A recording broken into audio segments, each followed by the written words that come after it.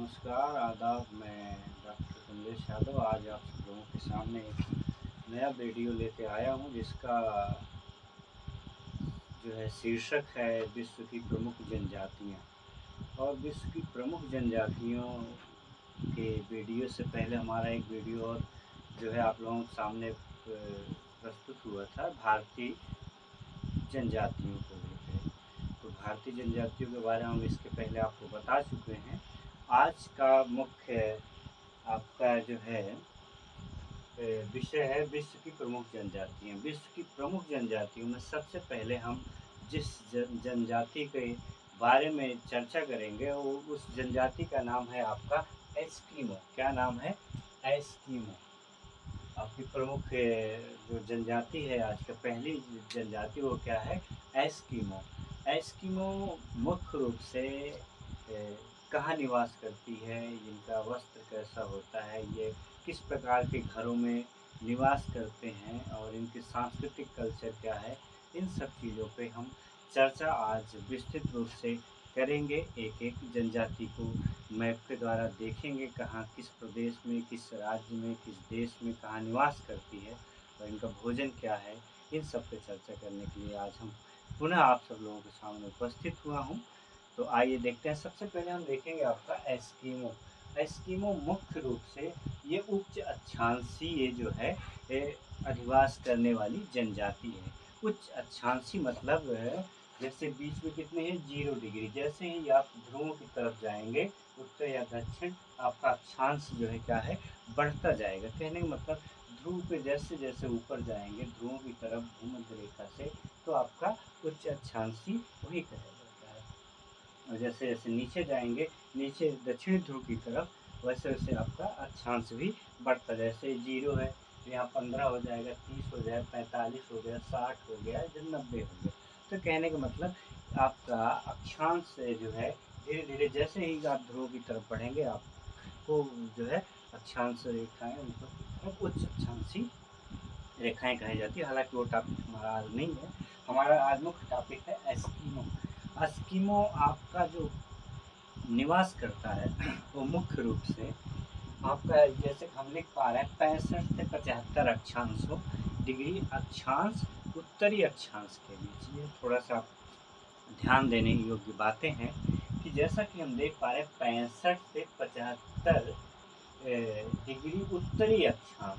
हालांकि इस भूमध्य रेखा के ऊपर क्या है? उत्तर है और नीचे क्या है? आपका दक्षिण है। तो कहने का ये मतलब मेरे हो गया कि उत्तरी अक्षांश आप क्या करना है? ध्यान देना है। एस्किमो का जो निवास स्थान है वो क्या है? आपका उत्तरी अक्षांश में है। इसमें आपका उत्तरी अक्षांश मतलब ऊपरी की तरफ। तो आपका 65 ये हो गया। अगर हम मान लें ये 65 और 75 के बीच में आपका पूरा क्या है? आपका एस्किमो निवास करती है। और एस्किमो किन किन देशों में आपका निवास स्थान है उसको हम एक हल्की नज़र देखने की कोशिश करते हैं। आपका ये उत्तरी कनाडा हो गया, आपका ग्रीनलैंड हो गया, पूरा स्वीडन हो गया, फिनलैंड, नॉर्वे। कहने का मतलब ये पूरा बेल्ट लेके अगर हम इधर रूस की बात करें तो रूस में आपका आता है साइबेरिया। ये पूरा बेल्ट आपका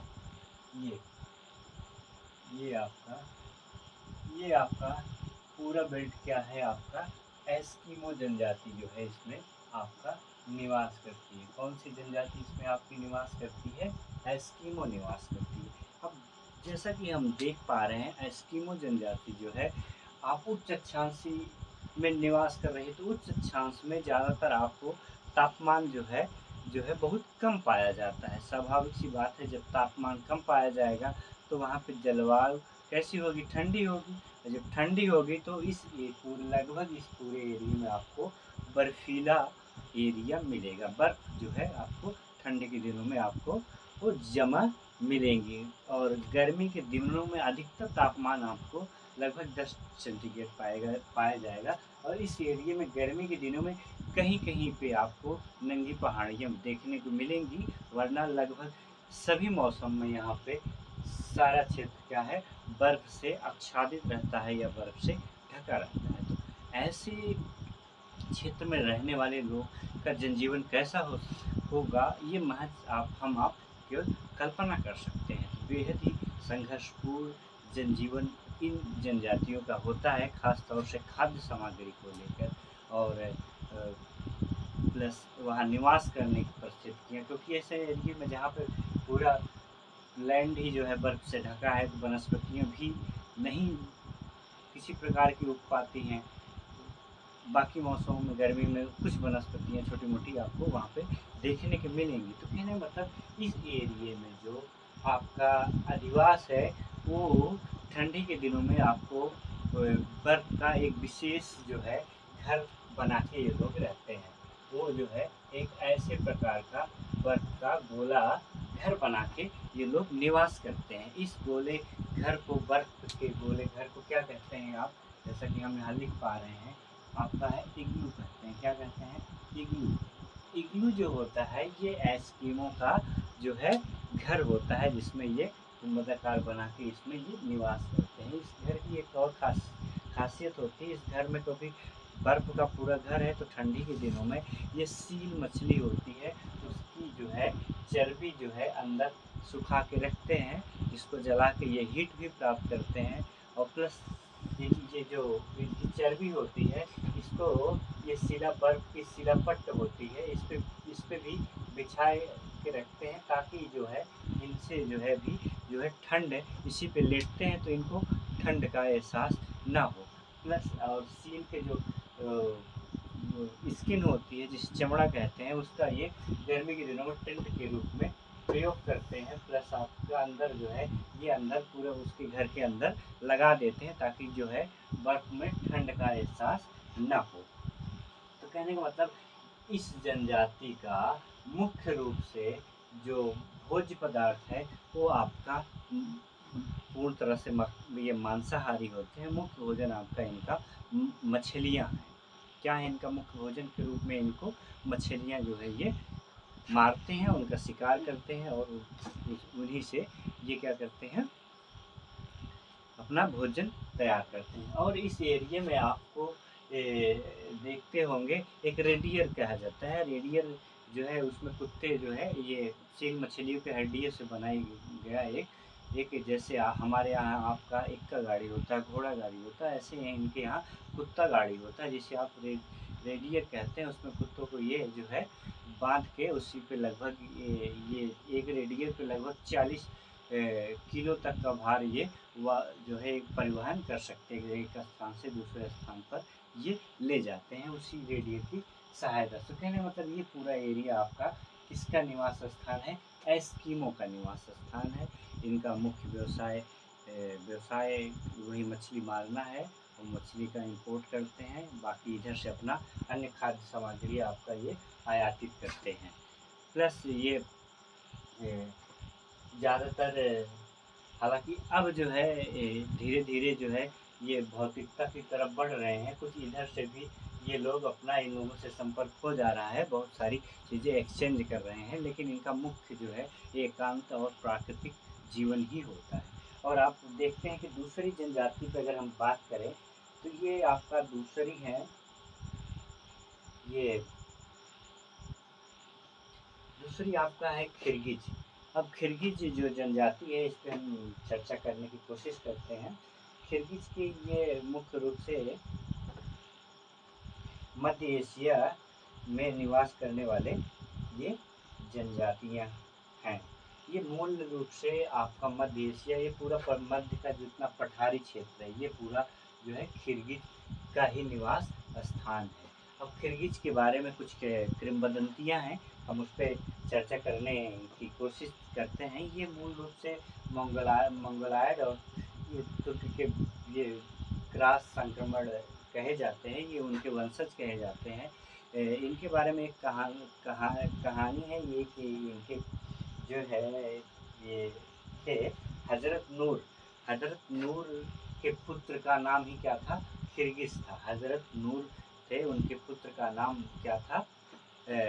किरगिज। उन्हीं के नाम से इस जनजाति का जो है उद्भव विकास माना जाता है। ये कहा जाता है कि ये मध्य एशिया इस एरिया में जब बाढ़ आ गया, तो ये जो है आपका इधर आ गए, ये वहाँ से चले गए और ये मध्य एशिया की तरफ जो इनका आ गए और इन्होंने मध्य एशियन तुर्किस्तान में आके इन्होंने शादी की और उन्हीं शादी से 40 पुत्रियों का जो है जन्म हुआ।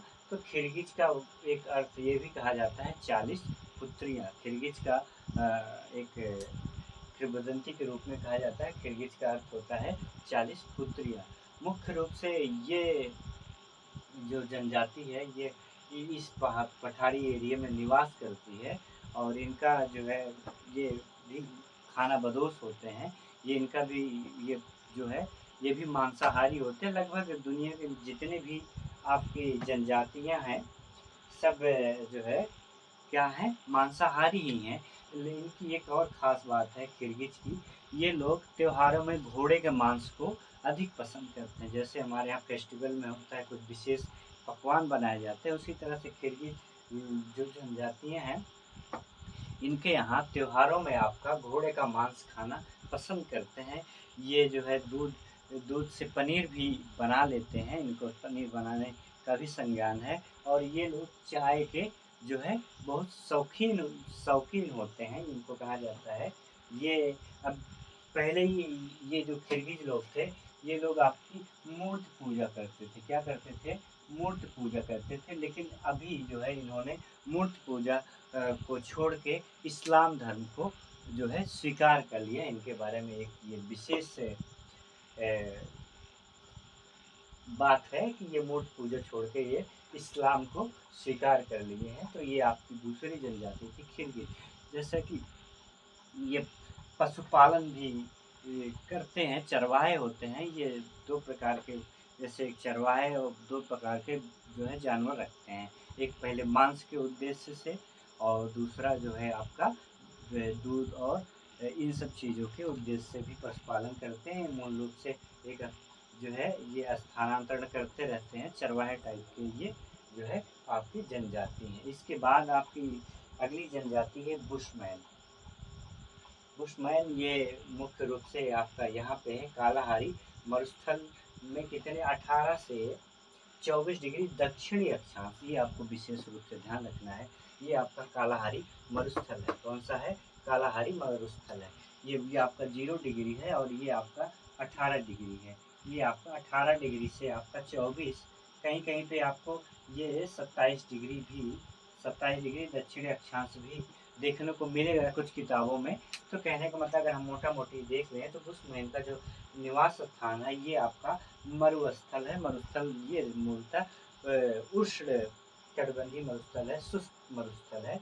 तो यहाँ पे आपका ये बुशमैन कालाहारी मरुस्थल में निवास करते हैं। कितने डिग्री के बीच में? 18 से 24 डिग्री दक्षिणी अक्षांश। ये जैसे एस्किमो उत्तरी अक्षांश में निवास करता था, तो ये जो है आपका कहाँ पे निवास करता है?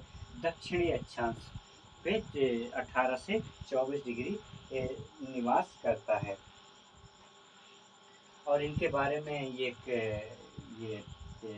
कहा जाता है कि ये किसी भी धर्म को नहीं मानते। इनका मुख्य धर्म है उदर पूर्ति। उदर पूर्ति मतलब पेट पूजा।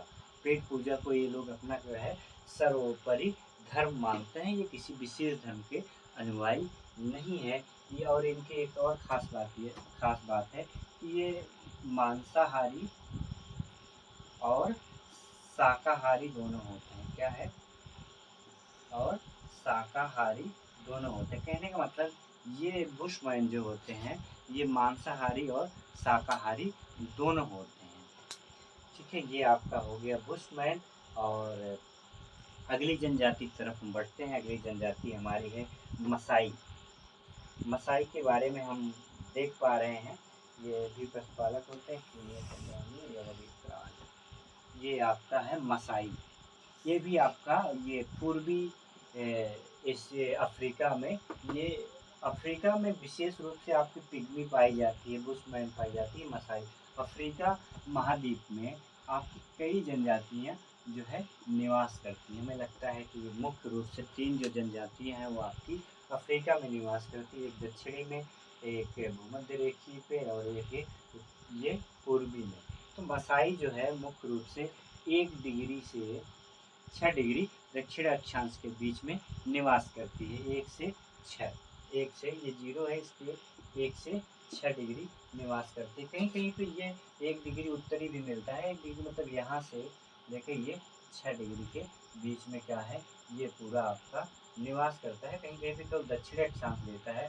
तो ये इतने के बीच में आपका मसाई जनजाति का ये निवास स्थान है। मुख्य रूप से इस एरिया में आपका कीनिया हो गया, तंजानिया हो गया, युगांडा हो गया, ये जो वहाँ के प्रदेश हैं, कंट्री हैं, वहाँ पे ये लोग पाए जाते हैं। मसाई जनजाति कहाँ पे पाई जाती है? 1 डिग्री से 6 डिग्री दक्षिण अक्षांश के बीच जो है निवास करते हैं। आपका कीनिया हो गया, तंजानिया होगा, युगांडा होगा, ये आपका भूमध्य रेखा के इस वाले बेल्ट में आपका क्या है, मसाई जनजातियाँ आपका क्या है, निवास करती है। और इनका जो है एक समूह होता है, 20 से 25 जो है झोपड़ियाँ एक समूह में ये लोग बनाते हैं। और इन सभी झोपड़ियों को क्राल क्या कहा जाता है?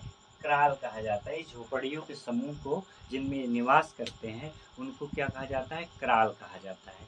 क्राल, जैसा कि हम देख पा रहे हैं, एस्किमो का इग्लू है और इसका क्राल है मसाई का। तो कहने का मतलब ये भी जो है, ये घने जंगलों के बीच में, क्योंकि ये भूमध्य रेखा के करीब है तो यहाँ वर्षा अधिक होती है। तो यहाँ पे आपका घने जंगल पाए जाते हैं। यहाँ पे तमाम तरह के विषैले जानवर भी पाए जाते हैं। इनका जीवन भी बहुत संघर्षपूर्ण है और ये मुख्य रूप से आपका शिकार करते हैं, प्लस जंगली फूड्स भी ये आपको जो है एक्सचेंज करके सप्लाई करते हैं। ये हो गया आपका मसाई। अगली जनजाति आपका है, मसाई हो गया, आपका होगा सेमांग। ये आपका सेमांग है। ये सेमांग जनजाति आपका, ये आपका मलेशिया और थाईलैंड के बीच में निवास करती है। ये आपका सेमांग है। ये आपका मलेशिया और थाईलैंड में निवास करती है। ये भी लगभग भूमध्य रेखी जनजातियां हैं। जैसे मसाई और सेमांग दोनों भूमध्य रेखी जनजातियां हैं। और इनके बारे में एक विशेष रूप से एक कहावत है और हकीकत भी है। ये लोग त्योहारों में जो त्योहार मनाते हैं उनमें जो युद्ध में, जैसे युद्ध में जो जिन पे उपनिवेश करते हैं, जो दास होते हैं, जिनको ये युद्ध में कैदी बना देते हैं, जिनको आप दास कहते हैं। और ये उत्सवों के दिनों में इन दासों के मांस खाना जो है क्या करते हैं, पसंद करते हैं। ये जो है सेमांग लोग अपने दास का मांस खाना ये जो है पसंद करते हैं। जो भी आपके युद्ध में पकड़े जाते हैं, ये भी आपका लगभग इनका मुख्य व्यवसाय आपका जो है ये शिकार करना हुआ, मछली पकड़ना इत्यादि, ये सारे इनके जो है मुख्य वर्क हैं। और ये दूसरे कबीले में जो है शादियाँ करते हैं। तो यह हो गया आपका थाईलैंड और मलेशिया मुख्य रूप से सेमांग जनजाति का जो है बसाव क्षेत्र है। अगला आपका है पिग्मी। ये अगली जनजाति आपकी है पिग्मी। पिग्मी पे है ये, हम भी इस पे चर्चा कर लेते हैं और देख लेते हैं कि पिग्मी जनजाति की क्या क्या खासियत है। ये मूल रूप से ये कांगो बेसिन में जो है निवास करते हैं। ये बहुत ही गरीब जनजाति है ये, क्योंकि ये भी भूमध्य रेखा पे रेखी जनजाति है। तो ये भी घने जंगलों में ही जो है निवास करते हैं। इनका जीवन तमाम तरह के विषैले और खूंखार जानवरों से डेली इनका जो है सामना होता है और ये अपना संघर्षपूर्ण जीवन व्यतीत कर रहे हैं। ये मूल रूप से इनकी स्किन जो है वो चॉकलेटी होती है, आंखें जो है गहरी होती हैं और नाक चपटी होती है, ओठ मोटे होते हैं और जो है बाल इनके जो है क्या है, घुघराले होते हैं। ये आपके जो है आपके कांगो बेसिन में जो पिग्मी जनजाति निवास करती है।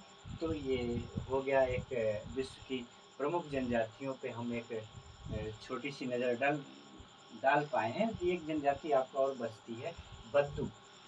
ये बद्दू जनजाति जो है आपका इराक, ओमान, सीरिया और यमन में, ये कहने मतलब ये आपका जो खाड़ी देश है, कौन सा, ये जो आपके खाड़ी देश हैं उनमें जो मुख्य रूप की जनजाति है उसे आप क्या कहते हैं, बद्दू कहते हैं। क्या कहते हैं, बद्दू जनजाति मुख्य रूप से खाड़ी देश के निवासी हैं। और ये खाड़ी देश में खास तौर से ये लगभग ये आपका इराक हो गया, ओमान हो गया, सीरिया हो गया, यमन हो गया।